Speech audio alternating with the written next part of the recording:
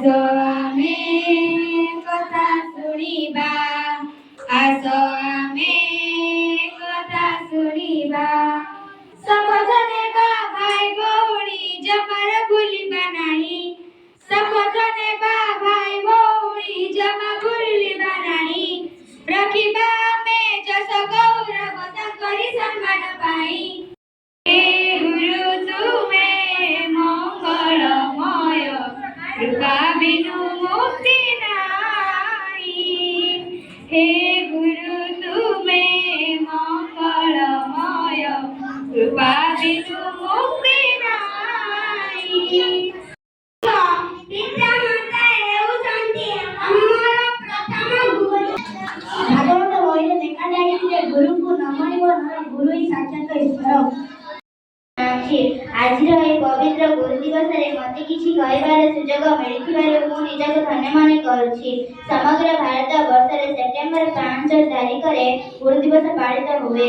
ଏହି ଦିନଟି ଭାରତର ପ୍ରଥମ ଉପରାଷ୍ଟ୍ରପତି ତଥା ଦ୍ୱିତୀୟ ରାଷ୍ଟ୍ରପତି ଡକ୍ଟର ସର୍ବପଲ୍ଲୀ ରାଧାକୃଷ୍ଣ 1828 ମସିହା ସେପ୍ଟେମ୍ବର 5 ତାରିଖରେ ଗୁରୁ ଦିବସ 5 ତାରିଖରେ ତାମିଲନାଡୁର ତିରୁଚାନି ଗ୍ରାମରେ ଜନ୍ମଗ୍ରହଣ କରିଥିଲେ। ସେ ମାଦ୍ରାସ ତାଙ୍କ ଜନ୍ମ ଦିବସକୁ ଆମେ ଗୁରୁ ଦିବସ ରୂପେ ପାଳନ କରୁଛୁ। ସମସ୍ତ ଶିକ୍ଷକ ଶିକ୍ଷୟିତ୍ରୀ ଓ ମୋର ଛୋଟ ବଡ଼ ଭାଇ ଭଉଣୀମାନଙ୍କୁ ପ୍ରଣାମ ଜଣାଉଛି। ଆଜି ଏହି ପବିତ୍ର ଗୁରୁ ଦିବସରେ ମୋତେ କିଛି କହିବାକୁ ସୁଯୋଗ ମିଳିଥିବାରୁ ମୁଁ ନିଜକୁ ଧନ୍ୟ ମନେ କରୁଛି। ଆଜି ହେଉଛି ସେପ୍ଟେମ୍ବର 5 ତାରିଖ ଓ ପବିତ୍ର ଗୁରୁ ଦିବସରେ ଆମେ ପାଳନ କରୁ।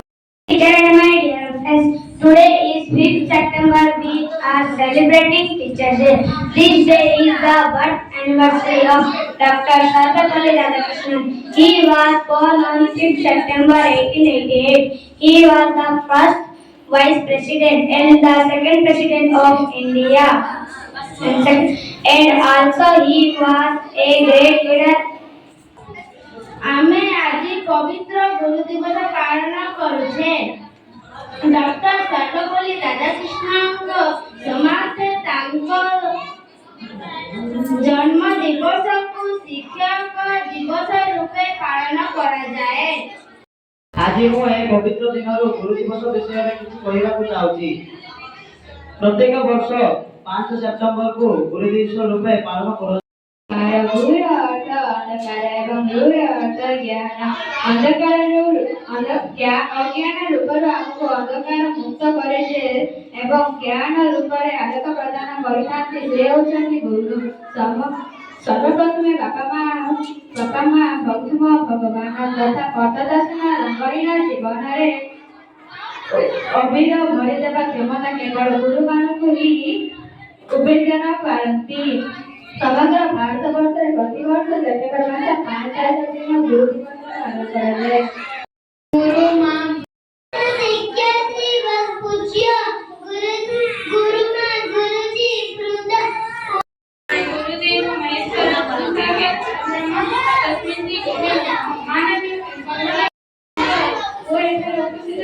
ମୋର ଛୋଟ ବଡ଼ ଭାଇ ଭଉଣୀମାନେ ଆସିଲେ ପବିତ୍ର ଗୁରୁ ଦିବସରେ ମୋତେ କିଛି କହିବାକୁ ମନେ କରୁଛି।